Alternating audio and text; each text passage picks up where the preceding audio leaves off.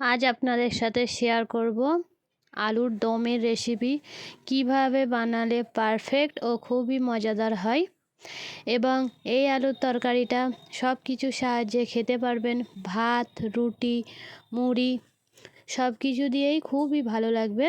তার জন্য পুরো ভিডিওটা দেখারই চেষ্টা করবেন।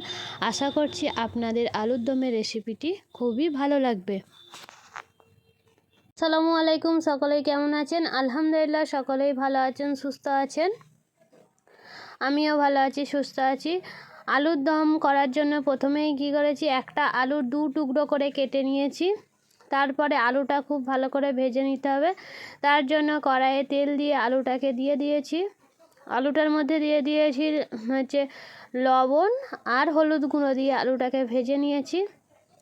এরপর একটা পেস্ট বানাবো, সেটার জন্য নিয়ে নিয়েছি 2টো মিডিয়াম সাইজের পেঁয়াজ, একটা টমেটো, আদা কুচি, আর এটা দিয়ে দিলাম কাজু বাদাম, 2টো কাঁচা লঙ্কা চেরা, রসুন। এইগুলোকে খুব ভালো করে অল্প এতে পানি দিয়ে পেস্ট করে নেব।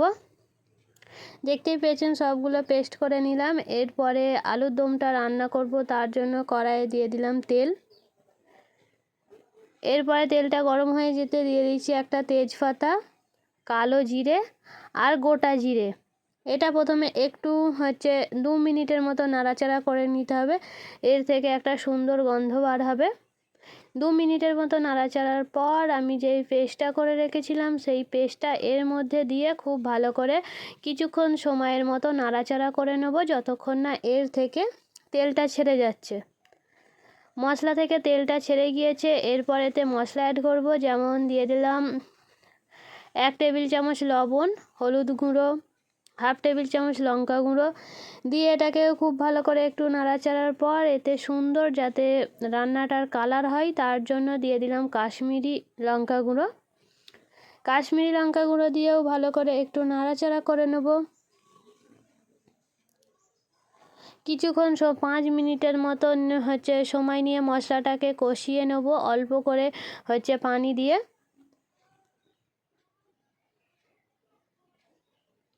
দেখতেই পাচ্ছেন মশলা থেকে তেলটা পুরোপুরি ছেড়ে গিয়েছে। এরপরে মটরশুঁটি দিয়ে দিলাম। মটরশুঁটির পরে যেই আলুটা আমি ভেজে রেখেছিলাম সেই আলুটা এর মধ্যে দিয়ে দিলাম। আলুটাকে দিয়ে এবারে কিছুক্ষণ সময়ের মতো খুব ভালো করে এটাকে কষিয়ে নেব। যত কষবেন রান্নাটার স্বাদ তত সুন্দর হবে, তাই কিছুক্ষণ সময় নিয়ে খুব ভালো করে কষিয়ে নেব। কষতে কষতে পুরো একদম প্রায় একটু শুকনো শুকনো মতো হয়ে গিয়েছে, তাই এটাকে অল্প করে পানি দিয়ে দেবো। গরম পানি দেওয়ার চেষ্টা করবেন, কারণ গরম পানি দিলে রান্নাটার স্বাদ সুন্দর হয়। তাই অল্প করে পানি দিয়ে এটাকে আবারও খুব ভালো করে কষিয়ে নেব। দেখুন একবার কত সুন্দর কালারটা লাগছে। এর মাঝখানে দিয়ে দিলাম ভাজা মশলা, 1/2 টেবিল চামচ জিরা গুঁড়ো আর 1/2 টেবিল চামচ ধনে গুঁড়ো দিয়ে এটাকে খুব সুন্দর করে 2 মিনিটের মতো ভালো করে নাড়িয়ে চাড়িয়ে নেব। দেখুন একবার কত সুন্দর লাগছে। 2 মিনিটের মতো নাড়াচাড়া করে এবার পরিমাণ অনুযায়ী পানি দিয়ে দিচ্ছি। খুব বেশি পানি দেবো না, তাহলে ঝোল ঝোল হয়ে যাবে, খেতে খুব একটা ভালো লাগবে না। তাই একদম পরিমাণ অনুযায়ী পানি দেবো, যাতে সব আলুগুলো ডুবে ডুবে যায় আর আলুগুলো খুব ভালো করে সেদ্ধ হয়ে যায়। পানি দেওয়ার পর এটাকে 5 থেকে 7 মিনিটের মতো ঢাকনা দিয়ে রেখে দেবো, কারণ এটা তো নতুন আলু, সেদ্ধ হতে খুব বেশি টাইম লাগবে না। জাস্ট 5 মিনিট একদম অল্প আঁচে রেখে পানিটা ফুটিয়ে নিতে হবে। 5 মিনিট পর পানিটা ফুটে গিয়েছে। এরপরে এতে দিয়ে দিলাম 1/2 টেবিল চামচ গরম মশলা আর ওপর থেকে ছড়িয়ে দিলাম ধনেপাতা কুচি। এটা এবারে নেড়ে চেড়ে আবারও 2 মিনিটের মতো রেখে এটাকে নামিয়ে নেব। টোটালি রান্নাটা প্রায় কমপ্লিট হয়ে এসেছে। দেখুন একবার কত সুন্দর হয়েছে দেখতেই।